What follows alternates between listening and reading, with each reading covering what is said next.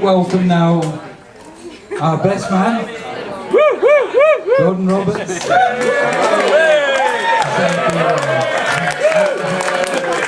pressure. Is that time? The wedding singer. No pressure. Maddie, I didn't think about this much at all and I don't have much prepared, so you'll have to bear with me. 100 pages. War and Peace. For those of you who don't know me, I am the best man and younger brother of the groom. Hold for applause.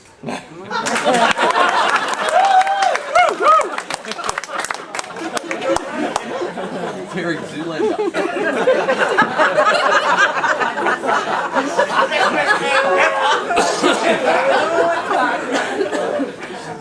I have been reliably informed that the best man's speech should last as long as it takes for the groom to make love. Thank you, good night.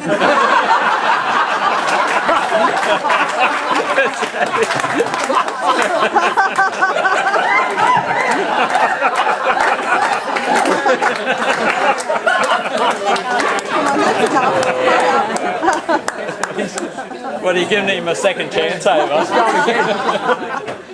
You're an act going to second base. However, since I've been given about 5 minutes or so, I might as well continue with a little pillow talk before I fall asleep. This should be something new for Cate.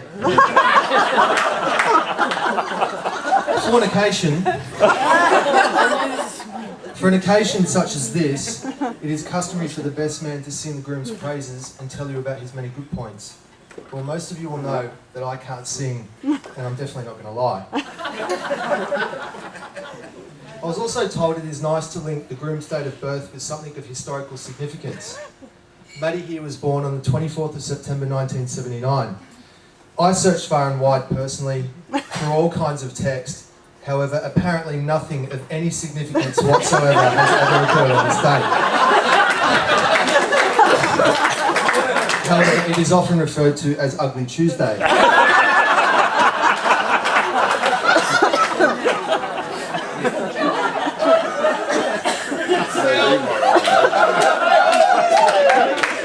There's more. Whilst it is a great honour, I'm making myself laugh. Better than I thought. Whilst it is a great honour being the best man, part of the job is writing a speech. So a few weeks ago, I started researching for the job by accessing the greatest repository of information known to man. And no, it wasn't you, Reggie. It was, of course, the internet.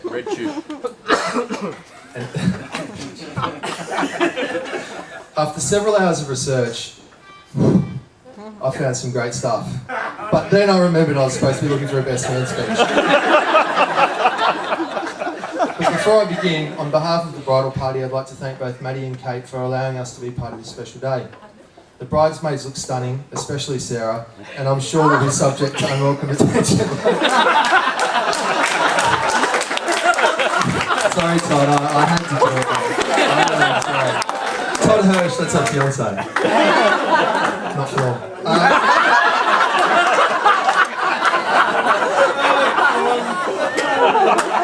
Go for it, boy. He's very quiet, he promised me some heckling.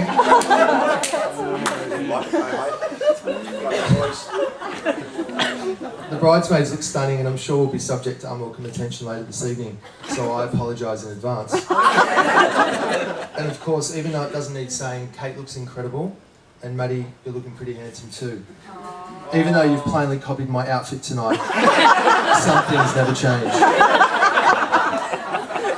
Mate, I know that you've never been a big talker. However, if there is one piece of advice I can give you tonight, it is that it is the one night in a man's life where he can have his wife and mother-in-law in the same room and not be interrupted. So I advise you to take advantage of it. Growing up, Maddie and I were like chalk and cheese. We were and still are two very different people. One thing we did have in common was that we were competitive little buggers. I even recall a few fights, which naturally I won, of course. From a young age, Matt was known for two things: his incredible attention to detail and an ability to mix up words. Never was this more apparent than when it came time to neatly replace my dad's classic 1970 Playboy magazines in precisely the right order and position so that nobody would know they had been touched. And that was a 2 for 1, I got you both there.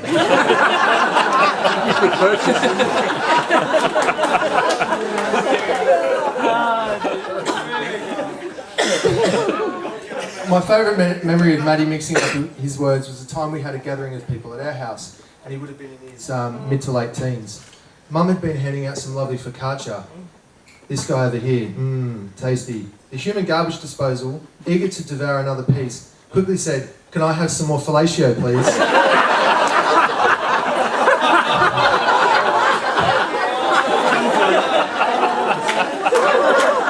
Funnily enough, I don't think that's a word he'll be using much more than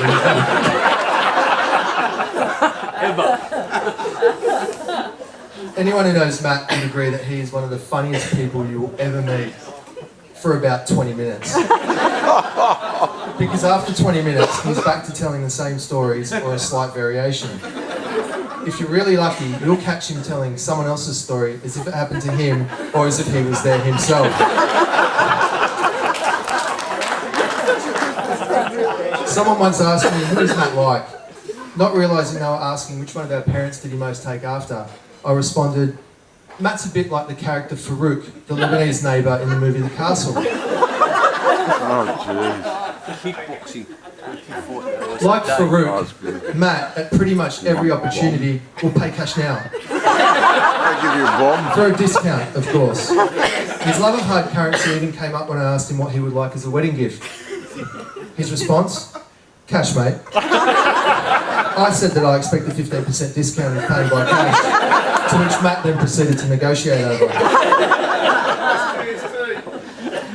He really does have the most incredible work ethic of anyone I've ever met. He just doesn't stop until the job is done. Never was his aptitude for work more evident than during the time when Matty would work Monday to Friday as Mr. Plumber, and then moonlight on Friday and Saturday nights as Mr. Bouncer. Funnily enough, this coincided with his brief but ridiculous obsession with pumping iron. Matt would work all day Friday, then go and stand on the door of the establishment until 3 a.m. Saturday morning. Then he would rise at 6 or 7 a.m, work a half day, and then go back to bouncing on Saturday night. I used to think to myself how anyone could handle it, standing on the door of one of Sydney's best bars for hours on end after a hard day's work, filtering the crowd full of young, attractive, playful eastern suburbs girls, making small talk. I don't know how he did it personally.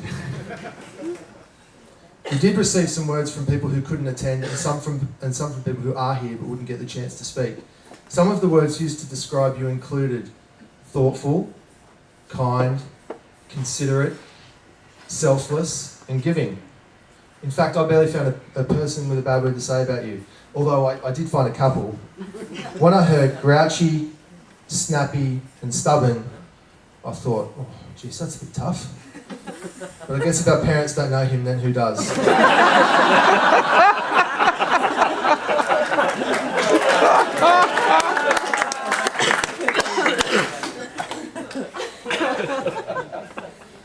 On a more serious note, thank you for inviting me to stand here as your best man today. It is truly an honour. I hold you in the highest regard, and I only look up to you more now than ever. I want to thank you from the bottom of my heart, as it has been my absolute privilege to share in this day and stand here with you. You have a heart of gold, and Cate deserves a good husband. Thank God you nabbed her before she found one.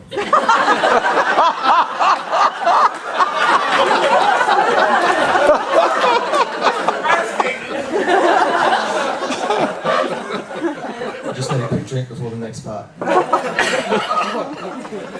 You got that on sound. You're only going to get more. I hope these words tonight can help to make your night even more memorable. I love you both. In fact, words alone cannot describe how much, which is why I'd like to finish with a song. Hit it. Yes. This is really happening.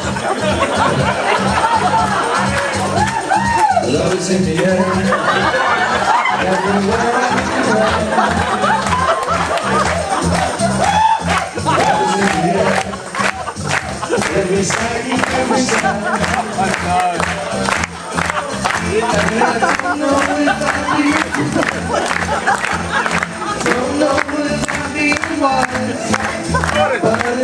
something that I must believe in. It's there when I look in your eyes. Love is in the air, in the whisper of the tree. Here we go. Love is in the air, in the thunder of the sea. And I don't know if I'm just dreaming, don't know if I feel safe, but it's something that I must believe in. And it's there when you call out my name. Feel free to join in. I think this is all about Georgie. Well, they want everyone to join in. Ready? Love's in the air. That's right. Love's in the air. Oh, oh, oh. Let's mix it up a bit. Johnny. Love's in the air. The rising of the sun. Love is in the air. When the day is done. And I don't know if you're ready. I don't know if I need you. But you're something that I must believe in. Yeah, you're there when I reach out for you. Love's in the air. Everywhere I look around. Love is in the air.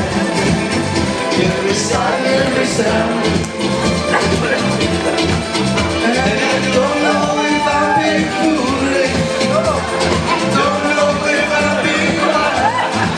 But there's something that I must believe in. And it's there when I look in your eyes. One more time, everybody. One more time.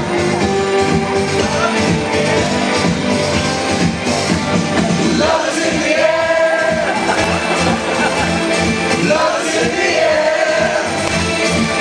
Oh, oh, oh,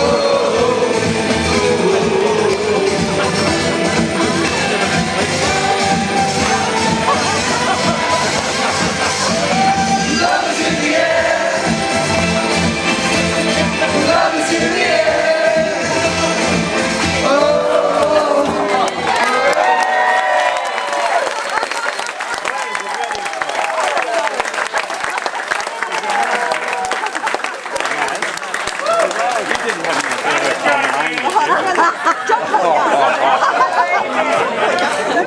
Wedding singer. You are officially the wedding singer. I'm actually not finished yet either.